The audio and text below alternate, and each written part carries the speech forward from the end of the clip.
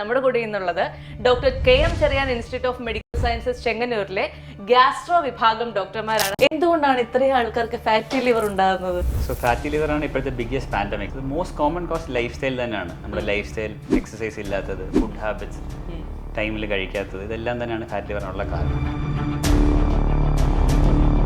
പാൻക്രിയാസിൽ cancer വന്നു കഴിഞ്ഞാൽ പിന്നെ രക്ഷപ്പെടാനുള്ള സാധ്യതകളേ ഇല്ല. പലപ്പോഴും 10-15% ആൾക്കാരെ നമുക്ക് സർജറി ചെയ്ത് രക്ഷിക്കാൻ പറ്റാറുള്ളൂ.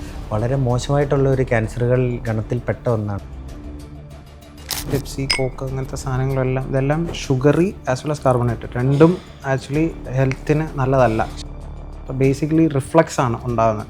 യു ആർ ഇൻജസ്റ്റിങ് കാർബൺ ഡയോക്സൈഡ്, അതിൻ്റെ ടെൻഡൻസി മുകളിലേക്ക് തിരിച്ച് കയറി വരാൻ തന്നെയാണ്. ആമാശയത്തിലേക്ക് പോകുന്ന ഒരു ഭക്ഷണം ഒരിക്കലും തിരിച്ച് അന്നനാളത്തിലേക്ക് കയറി വരാൻ പാടില്ല. വളരെ ചെറിയ പ്രായത്തിൽ തൊട്ടേ ഇത് കൺസ്യൂം ചെയ്യുന്ന ആൾക്കാർക്ക് പോകെ ഈവൻ ക്യാൻസർ പോലും ഡെവലപ്പ് ചെയ്യാൻ ഈ റിഫ്ലക്സ് കാരണം